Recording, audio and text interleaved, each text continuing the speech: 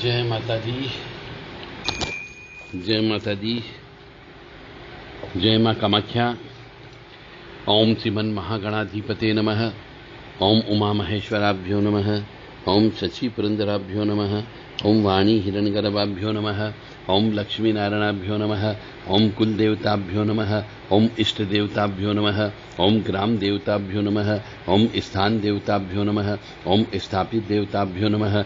ओम सर्वेभ्यो देवेभ्यो नमः। ओम सर्वेभ्यो तीर्थेभ्यो नमः। ओम सर्वेभ्यो ब्राह्मणेभ्यो नमः। ओम सर्वेभ्यो ऋषिभ्यो नमः। ओम सर्वेभ्यो सिद्धाय नमः। ओम नवग्रह देवताभ्यो नमः। ओम वास्तु देवताभ्यो नमः। ओम गुरुभ्यो नमः। ओम मातपितृ कमलेभ्यो नमः। ओम सर्वेभ्यो पितृभ्यो नमः। ओम चतुष्षष्टि योगिनी देवेभ्यो नमः। ओम सप्तखत मातृका देवेभ्यो नमः। ओम षोडश मातृका देवेभ्यो नमः। ओम छम क्षेत्रपालाय नमः। ओम बम भैरवाय नमः। क्लीं कालिकाय नमः। ओम क्लीं कृष्णाय नमः। ओम सप्त सागरेभ्यो नमः। ओम सप्त नदीभ्यो नमः। ओम सप्त ऋषिभ्यो नमः। एतद गर्भधान देवता श्री महाकाली महालक्ष्मी महासरस्वती त्रिगुणात्मिका स्वरूपाय श्री दुर्गा देव्ये नमो नमः। देव राधा ट्रस्ट सत्यवाणी चैनल की प्रस्तुति। बहुत से मंत्र हम बोलते हैं, उन मंत्रों में बीज मंत्र भी होते हैं। तो मंत्र में बीज मंत्र क्यों लगाए जाते हैं? जैसे एक मंत्र का उदाहरण लेते हैं, ओम होम जूम सह ओम भूर्भुवः स्वः ओम त्र्यंबकं यजामहे सुगंधिं पुष्टिवर्धनम् उर्वारुक्मी बंदनान् मृत्योर्मुक्षीयमामृतात् ओम स्वः भुवः भू ओम सह जूम होम ओम। तो ये मंत्र जैसे लिया, तो इस मंत्र में महामृत्युंजय मंत्र में हमने 6 बीज मंत्र आगे लगा दिए और उन्हीं 6 बीज मंत्र को उल्टा भी बोला गया। ये बीज मंत्र लगाने का मतलब क्या और बीज मंत्र होते क्या और बीज मंत्रों का अर्थ क्या होता है? कौन सा बीज मंत्र लगाया जा सकता है, कौन सा नहीं लगाया जा सकता है, यह उस मंत्र के ऊपर निर्भर करता है। इसी प्रकार से ओम सोम व्रज नखाय नष्टायुधाय महाश्रीहाय हुम फट। अब इसमें भी 2-3 बीज मंत्र लगे। ओम सोह हुम, ये भी बीज मंत्र है। फट शब्द भी लगा हुआ। तो बहुत कम ऐसे मंत्र होते हैं जिनमें फट शब्द लगाया जाता है और हुम शब्द लगाया जाता है। तो जिन मंत्रों में हुम और फट शब्दों का प्रयोग होता है, उनसे अधिकांशतः क्रोध की उत्पत्ति होती है, मारण प्रयोग होते हैं। और यदि किसी का संकल्प लेकर के विधि विधान से गुरु के सानिध्य में रह करके या गुरु से मंत्र को प्राप्त करके यदि इनका प्रयोग किया जाता है, तो जिसके नाम से संकल्प लिया जाता है उसकी मृत्यु तक हो जाती है, क्योंकि बीज मंत्रों में पावर होती है। तो हम आपको आज बीज मंत्रों के बारे में पूरा विस्तृत वर्णन बताएंगे कि बीज मंत्र वास्तव में क्या अर्थ होता है। बीज मंत्र में उसकी शक्ति का सार होता है, रस होता है। ये कह लीजिए जैसे एक पौधा होता है, तो एक वृक्ष से जो फल प्राप्त होते हैं, उस फल के अंदर भी एक बीज होता है। यदि उस बीज को जमीन में गाड़ दिया जाता है तो एक वृक्ष पुनः बन जाता है। तो इसी प्रकार से बीज का मतलब हो गया एक वृक्ष को बड़ा करने वाला और अनेक फल उत्पन्न करने वाली शक्ति, उसे बीज बोला जाता है। कुछ कुछ जगह एक शब्द प्रयोग किया जाता है बीजासन मां, बीजासन देवी। तो ये बीजासन का मतलब क्या? बीज के आसन पर बैठने वाली, उसे बीजासन देवी कहा जाता है। इनका कोई स्पेशल मंत्र नहीं होता है। यानी कि वहां पे बीजासन देवी जी का मंदिर जहां पर भी होता है, वह मंदिर एक तो बहुत पुराना मंदिर होता है, 100, 200, 400, 500 साल पुराना मंदिर होते हैं, और वहां से सिद्धियां प्राप्त होती हैं बीज मंत्रों की, इसलिए उसे बीजासन देवी कहा जाता है। यानी वहां पर रह करके आप कोई भी बीज मंत्र की साधना करेंगे तो बहुत जल्दी फलित होती है, और वहीं से आपको शक्ति प्राप्त होती, चाहे वो दुर्गा जी की हो, चाहे काली जी की हो, चाहे भैरव जी की हो, या फिर कोई अन्य लक्ष्मी की भी हो सकती है, सरस्वती की भी हो सकती है। इसलिए उसे बीजासन देवी कहा जाता है। तो इसी प्रकार से बीज मंत्र में उसकी शक्ति निहित होती है। उसका अर्थ कुछ नहीं होता है, बल्कि उसके उच्चारण जो होता है एक निश्चित लय और ताल में करना पड़ता है। गलत लय और ताल में यदि आपने उसका उच्चारण कर दिया तो अर्थ का अनर्थ भी निकल जाता है। जैसे एक उदाहरण लेते, ओम एम क्लीम प्रीम ग्लूम ग्लूम ग्लीम ग्रोम ग्रीम ओम। तो ये जो है ये बीज मंत्र हैं। इन बीज मंत्रों का भी एक लय है, एक लय रिदम है एक। यदि इसी चीज को आप लगातार बोलते रहोगे तो एक स्पेशल किस्म की ऊर्जा उत्पन्न होती है और उससे सिद्धि प्राप्त होती है। तो ऐसे अनेकों बीज मंत्र हैं, और किसका बोलने से क्या फर्क पड़ता है वो भी हम आपको बताएंगे। तो ओम एम क्लीम प्रीम ग्लूम ग्लूम ग्लेम ग्लोम ग्लीम ओम, ओम एम ग्लीम प्रीम ग्लूम ग्लूम ग्लेम ग्लोम ग्लीम ओम, ओम ग्लीम ग्लोम ग्लेम ग्लूम ग्लूम ग्लीम ग्लीम मैम ओम। तो ये एक रिदम है। यदि इस रिदम से कोई भी बीज मंत्र को बोला जाए या बीज मंत्रों के समूह को बोला जाए तो ये काफी फलदायी होते हैं, और इनका प्रभाव शरीर पर जिस जिस जगह पड़ता है उस जगह इसकी बीमारी हो ही नहीं सकती। हो सकता है कुछ बीज मंत्र बोलने से आपको किडनी की बीमारी ठीक हो जाती है, कुछ मंत्रों का लगातार जप करने से लीवर की बीमारी ठीक हो जाती है, कैंसर भी ठीक हो सकता है, बुखार भी ठीक हो सकता है, बशर्ते कि आपको उस मंत्र के प्रति पूर्ण रूप से समर्पण भाव होना चाहिए, आस्था होनी चाहिए। तो आप उस बीज मंत्र से अपने शरीर को रिपेयर भी कर सकते हो। जैसे कि बीज मंत्रों में अम की बिंदी का बहुत प्रयोग होता है। अब एक ही बिंदी है अम की बिंदी, पर उसको बोलने का तरीका अलग अलग होता है। जैसे उदाहरण ले लें अपन कि गंगा शब्द बोलते हैं तो ग के ऊपर अम की बिंदी आ गई, गंगा। तो वो गंगा शब्द जो है इसमें अम की बिंदी है, उसको ड प्रधान बोला गया है। और इसी को यदि हम दूसरे रूप में लेके चले तो गंदा, आधा न आ चुका है यहां पे, और ऊपर जो वहां पे पहले जो हमने गंगा बोला उसमें अम की बिंदी का प्रयोग हुआ है, और दूसरे में जो गंदा शब्द का प्रयोग है यहां पर भी अम की बिंदी ऊपर है, परंतु आधा न होता है इसमें, इसलिए उसे गंदा बोला जाता है, न प्रधान शब्द हो गया यहां पे। और इसी प्रकार अम की बिंदी का ही प्रयोग करेंगे, परंतु बोलने का तरीका अलग हो जाता है, गंभीर।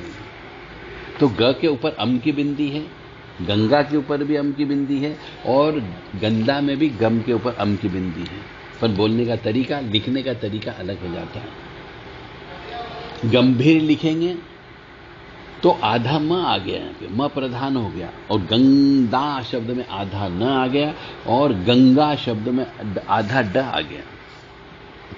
एक ही मात्रा है, परंतु शब्दों के साथ साथ उसका प्रयोग अलग अलग होता है।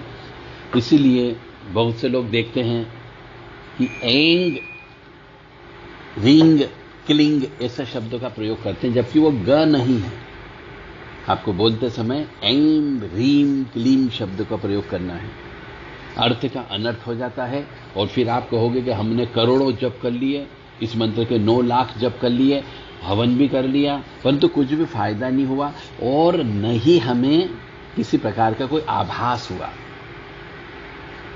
तो जो भी चीज आप मंत्र लें उसका सही उच्चारण आपको सीखना होगा, यदि बीज मंत्रों का प्रयोग होता है तो। अब जैसे हम अधिकतर मंत्रों में ओम शब्द का प्रयोग करते हैं, तो ओम जो है परम पिता परमात्मा परमेश्वर का शब्द है। ये ब्रह्मांड है, आप ये मान लीजिए, जो अनंत है। ओम शब्द की जो आकृति है वो आकृति एक जगह से स्टार्ट होकर के दूसरी जगह समाप्त जरूर हो जाती, पर आपस में मिलती नहीं है, इसीलिए उसे ओम शब्द बोला गया। यह अनंत है, इसकी पूंछ भी अनंत है और प्रारंभ और अंत भी अनंत है। तो परम पिता परमात्मा की शक्ति को यदि आह्वान करना है तो ओम शब्द बोला जाता है। इसलिए हर मंत्र में हम परम पिता परमेश्वर को याद करते हैं ओम शब्द लगा के। कुछ लोग कहते हैं नवाण मंत्र बोलते समय ओम शब्द का प्रयोग नहीं करना चाहिए, जबकि ओम तो परमपिता परमात्मा है, उसका प्रयोग करने पर किसी प्रकार का किसी भी मंत्र में प्रयोग करने पर कोई नुकसान नहीं होता है। हाँ, इतना जरूर है कि कुछ मंत्र ऐसे हैं जिनका प्रयोग यदि हम शमशान में करते हैं और यहां की सिद्ध प्रेत आत्माएं आकर के हवन करती है तो उस समय पे ओम शब्द का प्रयोग नहीं किया जाता शमशान में हवन करने पर। परंतु शमशान क्षेत्र के अलावा हम कहीं अन्य जगह उस मंत्र का प्रयोग करते हैं तो ओम शब्द का प्रयोग करना होगा। इसीलिए कुछ मनुष्य जो ज्यादा पढ़ लिख जाते हैं, ज्यादा समझदार हो जाते हैं, ईश्वरीय शक्ति और तत्व में विश्वास नहीं होता है, वो शुरू शुरू में प्रारंभ में ईश्वर को स्वीकार नहीं करते, नास्तिक होते हैं।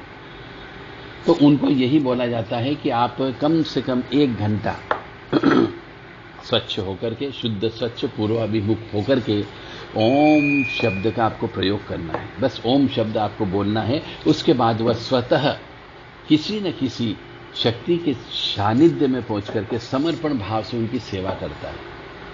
तो यदि किसी को भक्ति मार्ग में डालना हो तो उस मनुष्य से, चाहे स्त्री हो या पुरुष हो, बालक हो या वृद्ध हो, जवान हो या प्रौढ़ हो, उसे 1 घंटा सवेरे और 1 घंटे शाम को ओम शब्द की ध्वनि अपने इस शरीर से उत्पन्न करना चाहिए।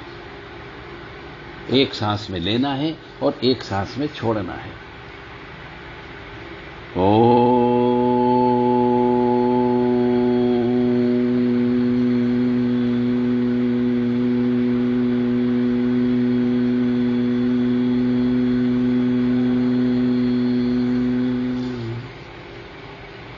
तो ओम शब्द में 3 शब्द का मिक्सचर है, एक शब्द नहीं है। अ, ओ, म, ये 3 शब्द को मिलकर के ओम शब्द बनता है। तो ओम शब्द में परमपिता परमात्मा परमेश्वर की शक्ति निहित है। तांत्रिक मंत्रों में, अधिकांशतः तांत्रिक मंत्रों में रीम शब्द का प्रयोग किया जाता है। वैदिक मंत्रों में रीम शब्द का प्रयोग नहीं होता है। वैदिक मंत्रों में सिर्फ बोला जाता है आपदाम भर्तारम दातारम चर संपदाम लोकाभिरामम श्रीरामम भूयो भूयो नमाम्यहम्। परंतु इसी मंत्र को यदि एक तांत्रिक प्रयोग करता है, यदि उसको ज्ञान है, उसका गुरु ने अच्छे से ज्ञान दिया होगा, तो वह इस मंत्र के आगे ओम रीम शब्द का प्रयोग करता है। क्योंकि परमपिता परमात्मा को तो याद करना ही करना होगा ओम लगा करके, परंतु साथ में वो महामाया को भी याद करता है, क्योंकि माया बीज मंत्र है और महामाया ही इस संपूर्ण सृष्टि की रचना करती है। सब माया से वशीभूत है, इसलिए रीम शब्द का प्रयोग होता है। तो जो तांत्रिक मनुष्य होगा, गुरु से दीक्षित होगा, वह मनुष्य ओम ह्रीम आपदाम भर्तारम दातारम चर संपदाम लोकाभिरामम श्रीरामम भूयो भूयो नमाम्यहम्, वो इस प्रकार से इस मंत्र का प्रयोग करता है। तो जितने भी तांत्रिक मंत्र हैं उनमें रीम शब्दों का, अधिकांशतः मंत्रों में रीम शब्द का प्रयोग किया जा सकता है। इसका एक और अच्छा उदाहरण दे देते हैं, ओम नमः शिवाय। तो ये ओम नमः शिवाय तो साधारण मंत्र हो गया, करीब करीब सभी व्यक्ति बोलते हैं, साधारण परिवारजन सभी व्यक्ति। परंतु यदि कोई व्यक्ति शक्ता अभिषेक से अभिषेक है, उसने प्रशिक्षण लिया हुआ है, गुरु के सानिध्य में रहकर के सीखा हुआ है, तो रीम रीम ओम नमः शिवाय रीम ओम, वो ओम नमः शिवाय मंत्र के आगे और पीछे, जैसे कि महामृत्युंजय मंत्र में हम 6 बीज मंत्रों का प्रयोग करते हैं, पावर बढ़ाने के लिए, उसकी पावर शक्ति को चौगुना करती है। इसी प्रकार से ओम नमः शिवाय के आगे भी यदि रीम रीम ओम नमः शिवाय रीम ओम यदि लगा दिया जाता है तो इसकी शक्ति 10 गुना बढ़ जाती है, सीधी 10 गुना बढ़ जाती है। तो परंतु ये मंत्र सब बीज मंत्र से समाहित होते हैं। आप में पहले शरीर में, आत्मा में और मन में, इन तीनों में सहन करने की शक्ति होना चाहिए कि आप जो भी मंत्र बोलते हो वो मंत्र गुरु गम्य होना चाहिए। ऐसा कहते हैं कि उसका फल प्राप्त नहीं होता है। ऐसा भी कहा जाता है कि अपन अपने जीवन में जो भी अच्छे बुरे कर्म करते हैं, जैसे खेत के अंदर हम गेहूं डालते हैं तो वो गेहूं चाहे सीधे पड़े या उल्टे पड़े या टेढ़े पड़े, गेहूं एक समय के पश्चात उसमें से अंकुरन अवश्य निकलता है और समय आने पर फल भी मिलता है। इसी प्रकार से यदि हम इन मंत्रों का जप कभी भी किसी भी हालत में करें, फल अवश्य मिलेगा। फल आने में समय लग सकता है, देरी हो सकती है, परंतु फल अवश्य मिलेगा।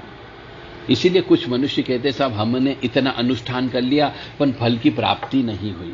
उसके पीछे का कारण यही रहता है कि हो सकता है आपने वो मंत्र गुरु से प्राप्त न किया हो। आपने फसल तो बो दी, फल भी लगने वाले हैं, परंतु आप उस फसल को तोड़ नहीं सकते, क्योंकि आपने जब तक उसकी रॉयल्टी नहीं चुकाएंगे, जब तक आप उसका लीज नहीं चुकाएंगे खेत का, उस फसल को आप तोड़ नहीं सकते, काट नहीं सकते।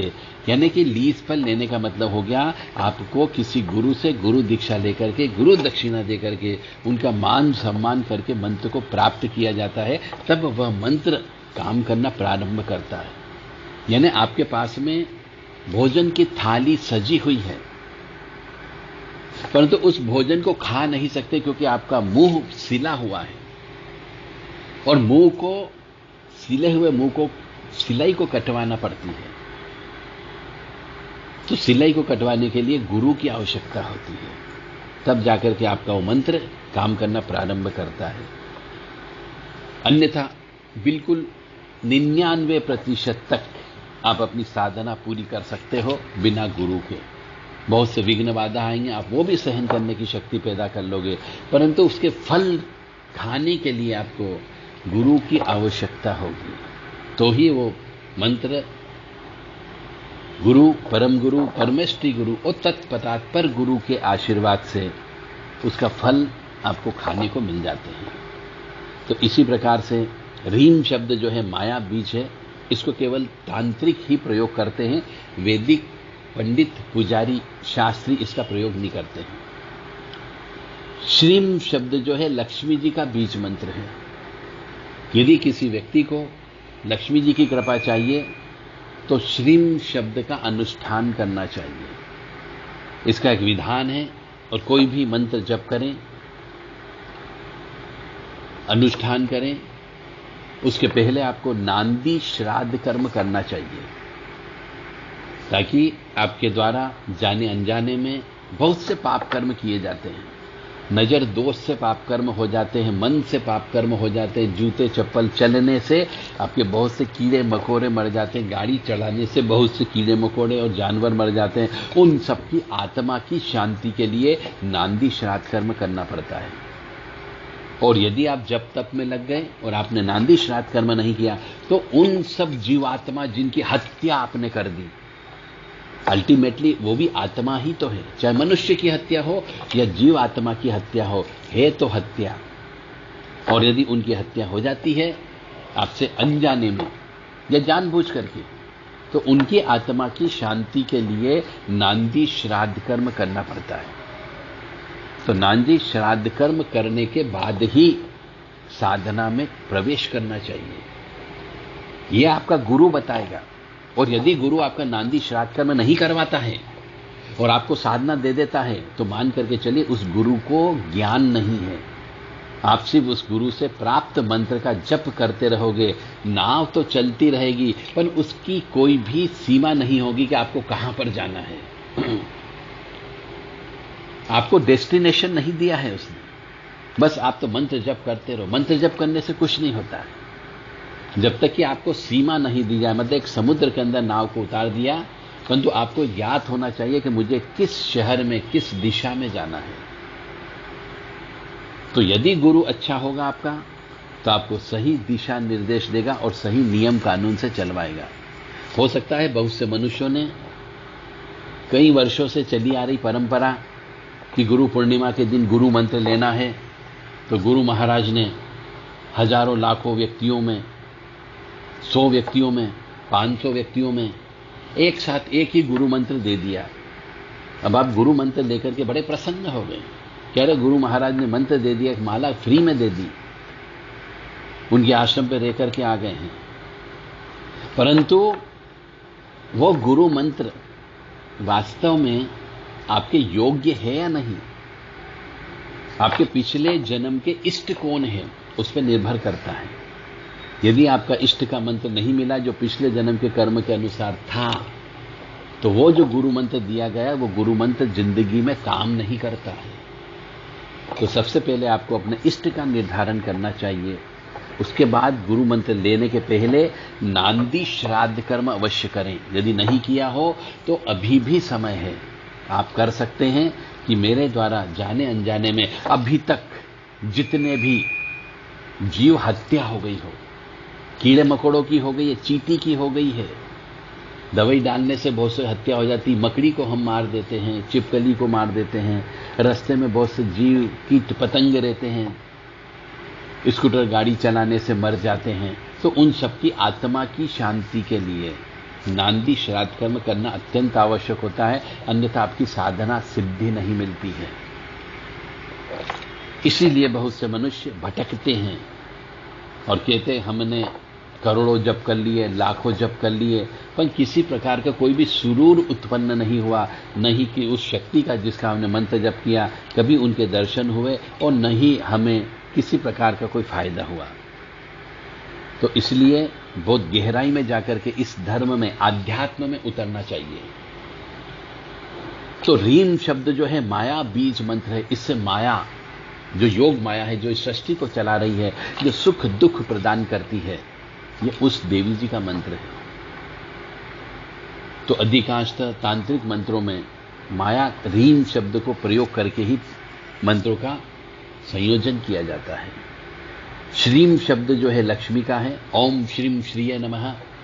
परंतु कुछ तांत्रिक लोग ओम श्रीम श्रीय नमः, नमः श्रीय श्रीम ओम, इसी मंत्र को उल्टा भी बोलते हैं और इसकी पावर को 10 गुना बढ़ा लेते हैं, क्योंकि वो जानते हैं कि हमें सिंपल तरीके से कार्य नहीं करना है, हमें ऑपरेशन करना है और ऑपरेशन के लिए ऑपरेशन थिएटर अच्छा होना चाहिए। तो उसके लिए आपके पास उतनी शक्ति होना चाहिए। तो इसी प्रकार से लक्ष्मी जी का बीज मंत्र ओम श्रीम श्रीय नमः है, श्रीम बीज मंत्र है। यदि उनको हम लेते हैं तो इसी में पावर बढ़ाने के लिए ओम श्रीम श्रीय नमः, नमः श्रीय श्रीम ओम, ये भी आप बोल सकते हैं। परंतु कोई भी मंत्र बोलें जो 27 अक्षर से कम का हो,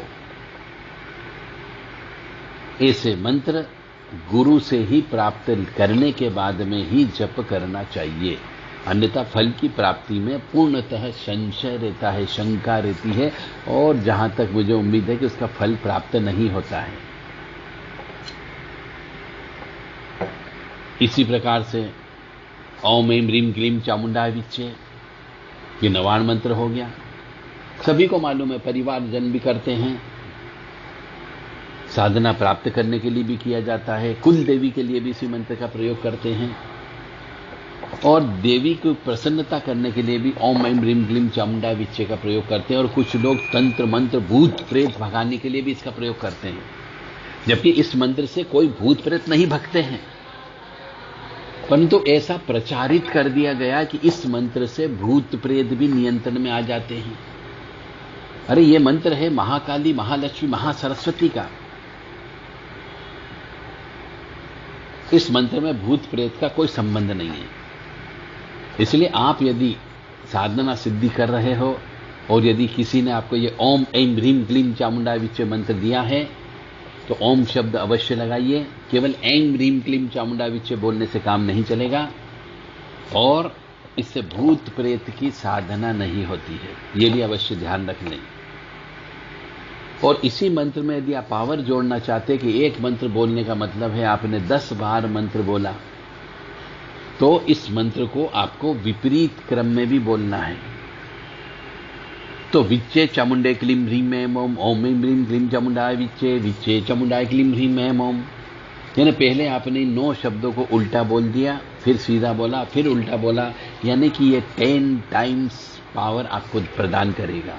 परंतु ये बोलने के लिए भी आपको गुरु के सानिध्य में रहकर के ही इस मंत्र को याद करना है, सीखना है और गुरु दीक्षा में मंत्र प्राप्त करें तो ही यह मंत्र आपके लिए काम करेगा, अन्यथा आप पागल भी हो सकते हो। इसका एक विधान है, उस विधान का पालन करना होता है और इस मंत्र को प्राप्त करने के लिए गुरु के सानिध्य में ही जाना होगा। अपनी मर्जी से इस मंत्र को आप जप नहीं कर सकते और करोगे तो नुकसान होने की संभावना होगी, क्योंकि आप मां महाकाली, महालक्ष्मी, महासरस्वती को विपरीत क्रम में बुला रहे हो और फिर सीधे क्रम में बुला के फिर विपरीत क्रम में बुला रहे हो, तो उसकी शक्ति को आप सहन नहीं कर पाओगे।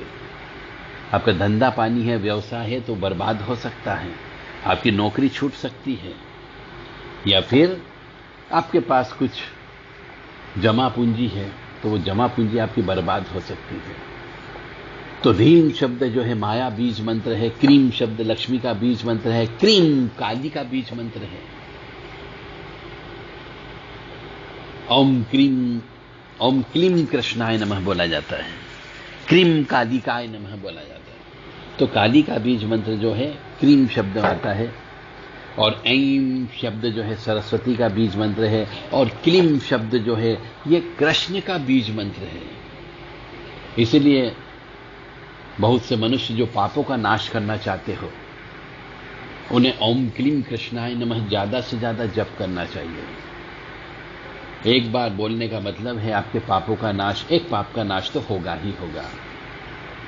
तो बहुत से मनुष्य बजाय कि आप हरे राम राम राम हरे हरे, हरे कृष्ण कृष्ण कृष्ण हरे हरे, ये महामंत्र है, इससे भी पापों का नाश होता है। परंतु आप इतना बड़ा मंत्र बोलोगे, इससे अच्छा है कि इसी मंत्र की सेम पावर यदि आपको ओम क्लीम कृष्णाय नमः में मिलती हो तो वो बोलना चाहिए, ताकि ये आसान भी है और छोटा भी है। तो यदि पापों का नाश करना चाहते हो तो ओम क्लीम कृष्णाय नमः ज्यादा से ज्यादा, कम से कम 1 माला प्रत्येक मनुष्य को रोजाना जप करना चाहिए। इससे आपके पिछले जन्म के संचित कर्म, प्रारब्ध कर्म के पाप कर्म का नाश होगा और आपको खुशियां अवश्य प्राप्त होगी। इसी प्रकार से ह्रीम शब्द, अब इसका विश्लेषण करते हैं। तो ह्रीम शब्द जो है, जैसा कि बताया है कि माया बीज मंत्र है। अब माया बीज मंत्र का मतलब ह्रीम, HIRIM, ही रीम, 3 शब्द इसमें जुड़ा हुआ है। म भी नाद बिंदु है इसके अंदर, और हिरीम का मतलब ह यानी कि ह में र की मात्रा है, जिसको हम शिव बोलते हैं, और र जो है प्रकृति हो गई है, और बिंदु जो है वह दुख हरण करने का काम करता है। इसलिए अधिकतर बीज मंत्रों में हम म शब्द का प्रयोग करते हैं। ह्रीम यानी म शब्द जहां बोल दिया, यानी आपके दुखों का नाश होता है। इसलिए बीज मंत्रों में बिंदी शब्द अवश्य होता है। इस प्रकार से यदि हम ह्रीम शब्द बोलते हैं तो इसका अर्थ होता है शिव युक्त, मतलब शिव भी बोल दिया हमने उसमें कि शिव सहित जननी आद्य शक्ति मेरे दुखों का नाश करे। ये इतना बड़ा अर्थ सिर्फ एक शब्द से है, ह्रीम शब्द बोलने से। तो यदि आप अपने दुखों का नाश करना चाहते हो, शिव पार्वती यानी संयुक्त, दोनों को एक साथ याद करना हो और इन दोनों से अपने दुखों का नाश करवाना हो, तो ह्रीम शब्द का प्रयोग करना चाहिए। तो ओम ह्रीम नमः, ओम ह्रीम नमः, ओम ह्रीम नमः, इसका जप भी कर सकते हैं, हवन भी किया जा सकता है। और जब ये हवन करेंगे तो निश्चित तौर से शिव और पार्वती यानी कि अर्ध नारीश्वर, उनकी कृपा आपको प्राप्त होगी।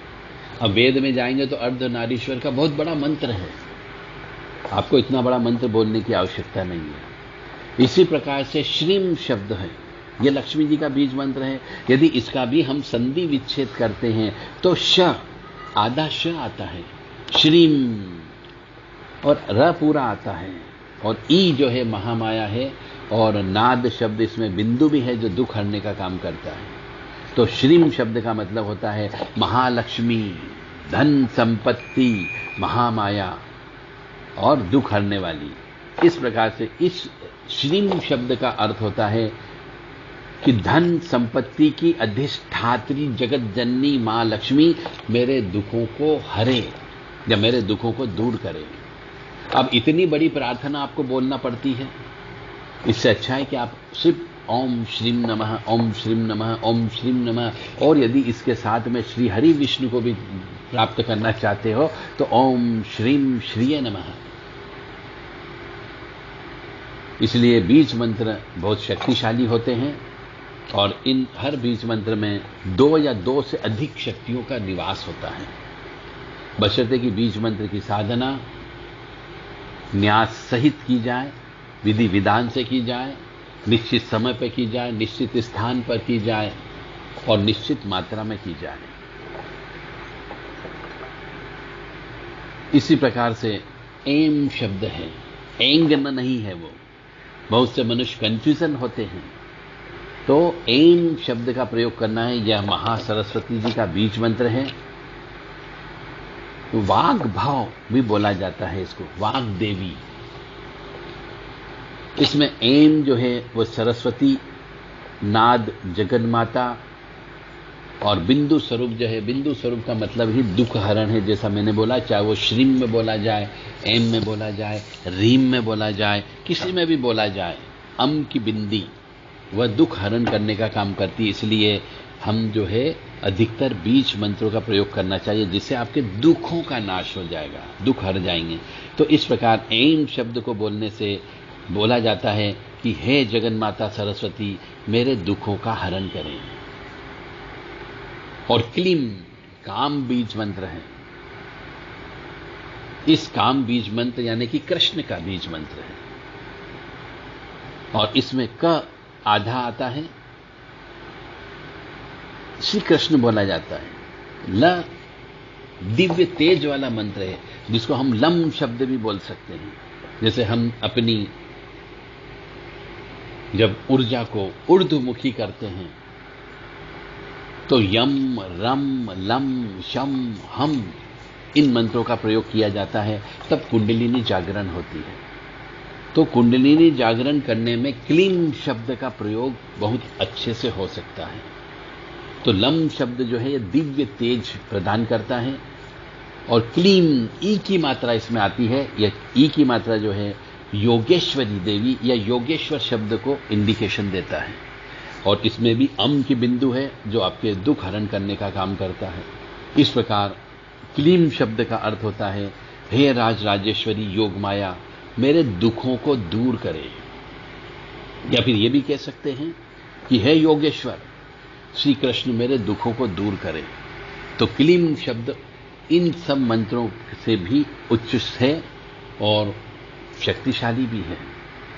परंतु कोई भी मंत्र जप करें, बीज मंत्र विशेष तौर से गुरु से दीक्षा में प्राप्त करें, उससे संबंधित सभी संपूर्ण जानकारी प्राप्त करें, उसका न्यास क्या होगा वो भी प्राप्त करें, और विधि विधान से इसका नियम धर्म सब समझें। उसके बाद में इसका जप करना चाहिए, क्योंकि बीज मंत्र में शक्ति होती है, और वो शक्ति सहन करने की शक्ति आपकी इस आत्मा के में होना चाहिए, शरीर में होना चाहिए, मन में होना चाहिए।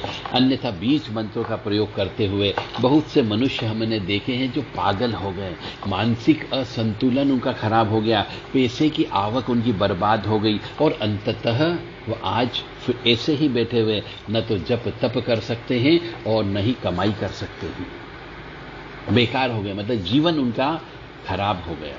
इसलिए कोई भी कार्य करें, विशेष तौर से आध्यात्म का किसी एक्सपर्ट से सलाह लेकर के ही करें, बिना किसी के सानिध्य में रह करके केवल YouTube के माध्यम से या और अन्य भी जो नेट के माध्यम है उनसे बीज मंत्रों का या अन्य मंत्रों का कभी भी प्रयोग नहीं करें। और उग्र देवी देवताओं के मंत्र तो बिल्कुल भी नहीं करना चाहिए। ओम श्रीम ह्रीम क्लीम ग्लौम गम गणपते वर वरद सर जन्म में वश माना है। अब जैसे गणपति जी का बीज मंत्र है, तो इस बीज मंत्र में ओम श्रीम ह्रीम क्लीम ग्लोम गम 5-6 बीज मंत्र का प्रयोग करने के बाद में गणपति जी से हम कह रहे कि हमें वशीकरण दे दीजिए। तो ये बहुत शक्तिशाली वशीकरण मंत्र है। बहुत से व्यक्ति हमसे मांगते हैं कि साहब वशीकरण का कोई काम दे दो, वशीकरण करना है, हमें साधना करा दो वशीकरण की। पर वशीकरण की साधना करने के पहले जो ये शक्तियां हैं, 4-5 शक्तियां, पहले उनको सहन करने की शक्ति इस आत्मा में होना चाहिए। रीम शब्द की शक्ति होना चाहिए, श्रीम क्लीम ग्लोम और गम, ये 5-6 शब्द हैं, इनकी शक्ति आप में होना चाहिए, तब तो इस मंत्र को झेल पाओगे, अन्यथा नहीं झेल पाओगे। क्योंकि आप नित्य प्रतिदिन कई पाप कर्म करते हो और पिछले जन्म के कर्म के अनुसार भी आपके पाप कर्म होते हैं, तो डबल पाप कर्म आपके हो जाते हैं, तो फिर आप इन मंत्रों की शक्ति को सहन नहीं कर सकते हो। इसलिए मंत्रों की सिद्धि वाले मनुष्य भी बहुत रेयर केस में मिलते हैं। जो अपने पापों का प्रायश्चित कर ले, जो अपने पापों को सहन कर ले, जो अपने पापों के लिए कष्ट भुगत चुका हो, वही व्यक्ति इन मंत्रों का प्रयोग करके वशीकरण का काम कर सकता है। तो गम यानी गणपति जी का है, इसमें गम अम की बिंदी आ गई है, और गव का मतलब होता है विघ्न नाशक, और अम की बिंदी का मतलब है वही दुख हरण, इसलिए गम बोला है, यहां गंग नहीं बोला है। सभी मंत्र बोलने वाले इस बात को विशेष तौर से ध्यान रख ले कि अम की बिंदी का मतलब अम की बिंदी ही है, वो ग नहीं है। यदि ग के ऊपर अम की बिंदी को आप गंग बोलोगे तो अर्थ का अनर्थ हो गया, उसको गम ही बोलना पड़ेगा। इसी प्रकार से एम शब्द ही बोलना है, रीम शब्द ही बोलना है, क्लीम शब्द ही बोलना है, उसमें ग शब्द नहीं बोले, क्योंकि ग जो है वह अलग अर्थ में चला जाता है। तो इस प्रकार से गम शब्द बोलने से उसका अर्थ होता है विघ्न विनाशक। श्री गणेश मेरे दुखों को दूर करे। सभी जितने भी मंत्र हैं, बीज मंत्र, इनमें दुखों को दूर करना अवश्य आएगा। यानी आपके दुख दूर हो गए, यानी कि आपको इस जीवन में कोई कष्ट नहीं है, और जब कष्ट नहीं है तो आप ईश्वर का ही नाम लेते रहोगे, क्योंकि आप तो ब्रह्मांड में घूम रहे हो, स्वर्ग में घूमते हो। क्योंकि जिस मनुष्य को कोई कष्ट नहीं होता तो वो पृथ्वी पर चलता जरूर है, रहता जरूर है, परंतु उसे आभास ही नहीं होता कि मैं यहां पर हूं, क्योंकि कोई भी कष्ट नहीं है। ओम ह्रीम दुम दुर्गाय नमः, ये दुर्गा जी कोई व्यक्ति तो ये भी बोल सकता है ओम दुर्गाय नमः, परंतु जब बीज मंत्र लग जाता है दुम शब्द का प्रयोग करें, यहां पे दुंग शब्द का प्रयोग नहीं करना है। तो ओम ह्रीम दुम दुर्गाय नमः, तो इसमें भी द आधा शब्द है, फिर इसको अम की बिंदी लगाई गई है, सुरक्षा बिंदु लगाया गया है। तो दुर्गा का अर्थ, दम का शब्द द का अर्थ होता है दुर्गति हारिणी, इसलिए इसका अर्थ बनता है दुर्गति नाशिनी दुर्गा मेरी रक्षा करे और मेरे दुखों को दूर करे। तो ओम धुम दुर्गाय नमः, ये बीज मंत्र का अर्थ ये होता है। इसी प्रकार होम शब्द का होता है ओम होम जुम सह, क्यों बोला जाता है? तो आप जो भी मंत्र बोलें उसमें यदि कोई बीज मंत्र है तो पहले उसका अर्थ समझो, और जो मंत्र बोल रहे हो उस मंत्र का भी अर्थ आपको आना चाहिए कि हम भगवान, किस भगवान से क्या मांग रहे हैं, और कौन से बीज मंत्र लगे तो इसका अर्थ क्या है। तो सही मायने में आपकी साधना हुई, अन्यथा आपकी वो साधना नहीं होगी। वो सिर्फ आप रट रहे हो, जप रहे हो, और जप करने पर उसका फल मिलता है, परंतु बहुत समय के बाद मिलेगा। हो सकता है इस जन्म में न मिले, और आप इस जन्म के लिए ही कोई तपस्या कर रहे हो, साधना कर रहे हो। तो ऐसे ही चलते रास्ते, घूमते फिरते आपको साधना में सिद्धि नहीं मिलती है, इसके लिए विशेष प्रयास करना पड़ते हैं। तो ओम होम जुम सह ये शब्द साधारणतया शिव जी के इसमें प्रयोग किया जाता है। शिव का मंत्र है, शिव बीज मंत्र है, इसलिए ह इसमें प्रयोग होता है। ओ की मात्रा का प्रयोग होता है जो सदा शिव है, और बिंदु का प्रयोग होता है ओम होम। इस प्रकार से इसका अर्थ होता है भगवान शिव एवं सदा शिव मेरे दुखों को दूर करें। ओम होम नमः, ओम होम नमः। यदि आप ये बोल दोगे ओम नमः शिवाय के बजाय, तो ये मंत्र ज्यादा शक्तिशाली और पावरफुल होगा, क्योंकि इसमें आप उनसे सीधा सीधा बोल रहे हो कि है सदाशिव मेरे दुखों को हरण करो। अब आप इतना लंबा बोलोगे तो समय भी लगेगा और व्यक्ति सुनेगा तो उसे अच्छा भी नहीं लगेगा कि ये तो बार बार भगवान शिव से अपने दुख को हरण करने की बात कर रहे हैं। तो इससे अच्छा कि बीज मंत्र से हवन किया जाए, और बीज मंत्र का हवन करते हैं तो यदि पूर्ण रूप से साधना सिद्धि चाहिए, विशेष कृपा चाहिए, तो गूगल से प्रयोग करना चाहिए। गूगल को घी में डुबो करके हवन करना चाहिए। बेलपत्री मतलब जिस शक्ति का बीज मंत्र हो उसको जो पसंद होती है उस चीज से हवन करना चाहिए। जैसे लक्ष्मी जी का बीज मंत्र करना तो खीर से हवन करना चाहिए। भोलेनाथ के बीज मंत्र का करना हो तो आपको बेलपत्री को घी में डुबो के करना चाहिए। माता सरस्वती का यदि बीज मंत्र का यदि हम हवन करते हैं और सिद्धि विशेष तौर से चाहिए ही चाहिए आपको, तो चावल से प्रयोग करना चाहिए। इसी प्रकार से जिस शक्ति का जो पसंद होती है उससे उसका हवन करना चाहिए। ऐसे ही राम शब्द के लिए बीज मंत्र का प्रयोग करते हैं तो रा के ऊपर अम की बिंदी का प्रयोग होता है। हनुमान जी के लिए हम शब्द का प्रयोग होता है। गणेश जी के लिए गम शब्द का प्रयोग होता है। दुर्गा जी के लिए दुम शब्द का प्रयोग होता है। तो ये बीज मंत्र की बहुत गहराई तक आपको जाना होगा, तब इन बीज मंत्रों का प्रयोग कर पाओगे। और बीज मंत्रों के बारे में बताया गया है कि जिन मंत्र के कोई भी मंत्र हम बोलते हैं जिसमें होम शब्द या फट शब्द लगा हुआ होता है, जैसे कि हम हनुमते रुद्रात्मका होम फट, यहां पे हमने होम भी लगाया हुआ है, फट भी लगा हुआ है। इसका मतलब ये मंत्र जो है ये पुल्लिंग मंत्र है। जिन मंत्रों के अंत में होम शब्द लगाया जाता है यानी पावर दी जाती है, हनुमान जी की पावर दे दी हमने, और फट का मतलब भी पावर होता है। तो ये पुल्लिंग शब्द पुल्लिंग मंत्र हो गया। और जिन मंत्रों के अंत में हम स्वाहा शब्द का प्रयोग करते हैं वो स्त्रीलिंग मंत्र हो जाते हैं। और जिन मंत्रों के अंत में हम सिर्फ केवल नमः शब्द बोलते हैं तो वह नपुंसक मंत्र हो जाता है। बीज मंत्र उच्चारण करने की 125 विधियां शास्त्रों में बताई गई है। अलग अलग प्रकार से आप बीज मंत्रों को बोल सकते हो। ऋग्वेद के अनुसार बोल सकते हो, यजुर्वेद के हिसाब से बोल सकते हो, सामवेद के हिसाब से बोल सकते हो, और अथर्ववेद के हिसाब से अलग अलग तरीके से बोला जाता है। एक ही मंत्र को आप कम से कम अलग अलग वेद के अनुसार बोलोगे तो उसका रिदम भी अलग अलग होगा, उसका उच्चारण भी थोड़ा सा अलग हो जाएगा, और उसकी लय ताल भी अलग हो जाती है। तो अति गहराई में आपको जानेंगे तो पता लगेगा कि वास्तव में ये मंत्र जो हम बोल रहे हैं ये अथर्ववेद के हिसाब से बोल रहे हैं कि सामवेद के हिसाब से बोल रहे हैं कि यजुर्वेद के हिसाब से बोल रहे हैं। और जैसा कि शास्त्रों में बोला गया है 20,000 से भी ज्यादा मंत्र हैं, और इन सब मंत्रों के और अलग अलग देवता इनके इष्ट हैं।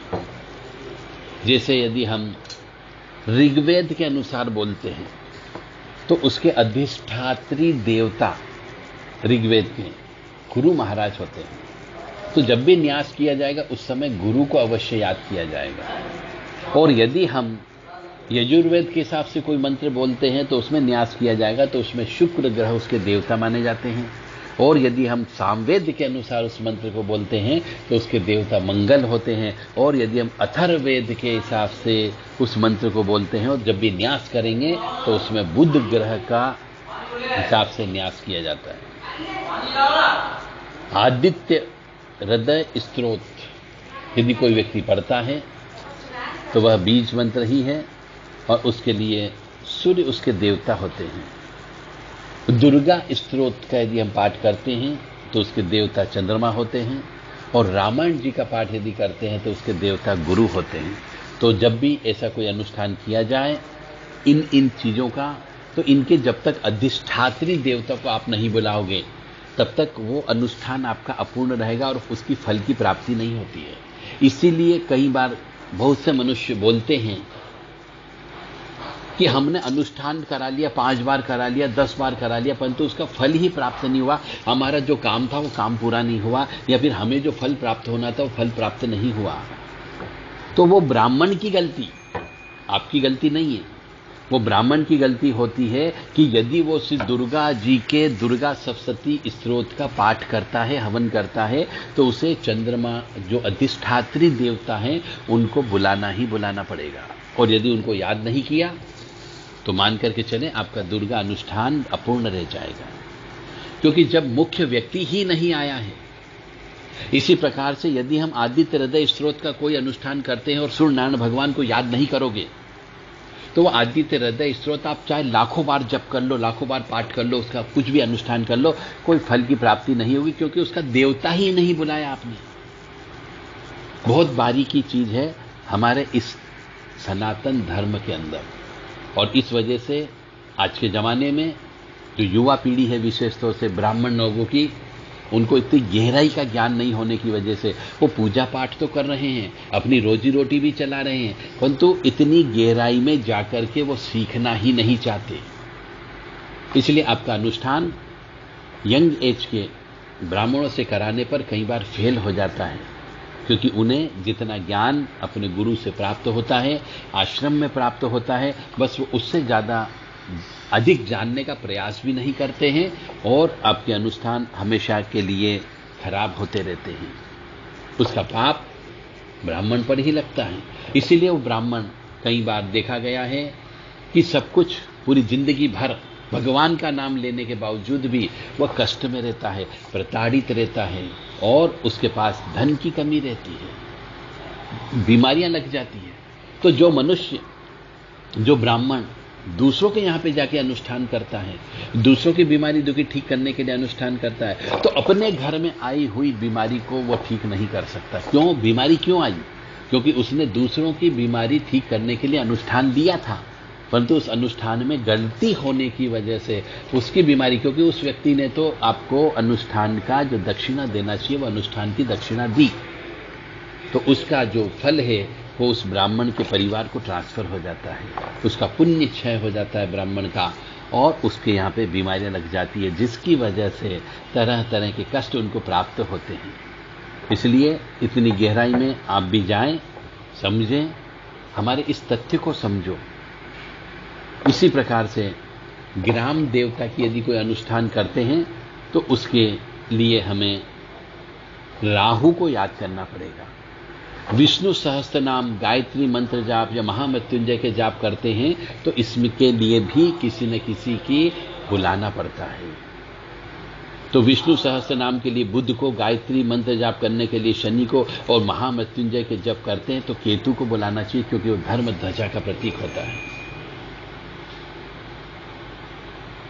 हमारे शरीर के अंदर ऐसा बोला जाता है कि एक नाड़ी है, पूरी नाड़ी का एक जंजाल है, और ऐसा कहा जाता है कि 72 नसें हमेशा क्रियाशील रहती है। तो मंत्रों के उच्चारण में इस प्रकार से मंत्रों का उच्चारण करना चाहिए कि ये 72 नाड़ियां जो हमारे शरीर में रहती है उसके अंदर क्रिया हो जाना चाहिए।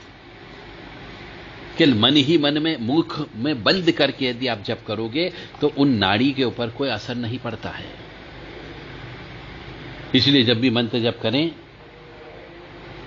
उच्च स्वर से पाठ करना चाहिए, ताकि आपके शरीर के अंदर इन नाड़ियों पे उसका प्रभाव पड़े, उससे ऊर्जा उत्पन्न हो, और ऊर्जा उत्पन्न होगी तो शरीर के अंदर तेज उत्पन्न होगा, बल उत्पन्न होगा, और आपको बीमारियां नहीं लगेगी। इसी प्रकार बहुत सारे बीज मंत्र हैं, ऐं, यम, रम, लम, वम, छम, ह्रीं, क्लीं, श्रीं, स्त्रीं, छौं। इन सब का अलग अलग विस्तृत वर्णन है, और इन सब बीज मंत्रों में रहस्य छुपा हुआ है। जैसे बहुत से मंत्र हैं जिसे बीज नहीं लगता है, जैसे ओम नमः शिवाय। अब इसमें कोई बीज मंत्र नहीं, नमः शब्द हमने पहले लगा दिया, ओम नमो नारायण, यहां भी नमो पहले लगा दिया हमने। तो ये नमो शब्द पहले क्यों लगाया, इसके पीछे भी रहस्यमय ज्ञान है। ओम नमो भगवते वासुदेवाय, हम यहां पीछे नमः क्यों नहीं बोल सकते? इसके पीछे भी पहले से हम उन शक्तियों को प्रणाम करते हैं। तो इन मंत्रों में शक्तियां छुपी हुई है। ये कह सकते हैं हम कि ओम ब्रह्मणे नमः, ओम विष्णुवे नमः, ओम महेश्वराय नमः। ये तीनों में हमने नमः पीछे लगाया, जबकि इन्हीं के ओम नमः शिवाय ये पहले नमः शब्द आ गया। ओम नमो नारायणाय, शक्ति वो ही है, परंतु हमने नमः पहले शब्द लगाया है और कुछ उनमें पहले बाद में नमः शब्द लगाया है। इन सबका शरीर पे अलग अलग अनुभव होता है। यदि कोई व्यक्ति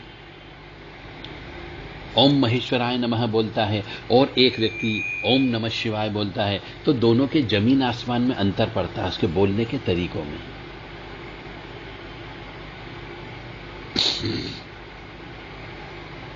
शास्त्र ये कहता है कि 32 अक्षर का कोई मंत्र होता है तो वह तो वास्तव में मंत्र कहलाता है, और 32 अक्षर से ज्यादा वाला कोई भी मंत्र होता है उसे माला मंत्र कहा जाता है, क्योंकि उसमें कई पावर जुड़ी हुई होती है। जैसे कुंजी का स्त्रोत है, ये 32 अक्षर से ज्यादा है, इसलिए इसे माला मंत्र के रूप में काउंटिंग की जाती, गिनती की जाती है। और भी मंत्र है, ओम क्लीम देव की सुतम गोविंदम वासुदेव जगतपते देही में तनय कृष्णम ताम हम शरणम गतः। ये भी 32 अक्षर से ज्यादा है, इसको भी माला मंत्र के रूप में लिया जा सकता है। ओम त्र्यंबकम यजामहे सुगंधिम पुष्टिवर्धनम उर्वारुक्मी बंधनान मृत्योर्मुक्षीयमामृतात्। ओम ओम जूम सह ओम भूर्भुवः स्वः। ओम त्र्यंबकम यजामहे सुगंधिम पुष्टिवर्धनम उर्वारुक्मी बंधनान मृत्योर्मुक्षीयमामृतात्। ओम स्वः भुवः भू ओम सह जूम ओम ओम। तो इसमें 10 शब्दों की स्पेशल पावर लगी हुई, तो ये सब माला मंत्र में आते हैं।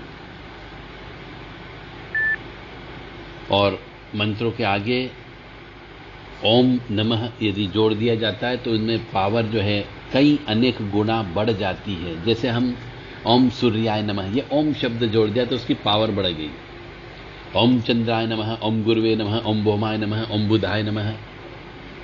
और यदि तंत्र में यदि हम इन मंत्रों की ओर जाते हैं तो इन मंत्रों में पावर और बढ़ाने के लिए हम ओम ह्राम ह्रीम ह्रौम सह सूर्याय नमः, ये पावर और बढ़ गया। तो जब भी आप नवग्रह की शांति कराएं, आपको इन तंत्रात्मक मंत्रों का ही जप कराना है और बोल बोल करके कराना है। उच्चारण स्पष्ट होना चाहिए। मन ही मन में माला फेरने से कुछ भी फर्क नहीं पड़ेगा। सिर्फ ब्राह्मण को आप दान दोगे पैसे का, दक्षिणा का, उसके द्वारा किए गए जप का प्रभाव उतना नहीं होगा जैसा होना चाहिए। इसलिए आपको नवग्रह की यदि शांति कराना हो तो मनुष्य को जो ब्राह्मण का वरण करें उसे बोल करके मंत्रों का जप करना चाहिए।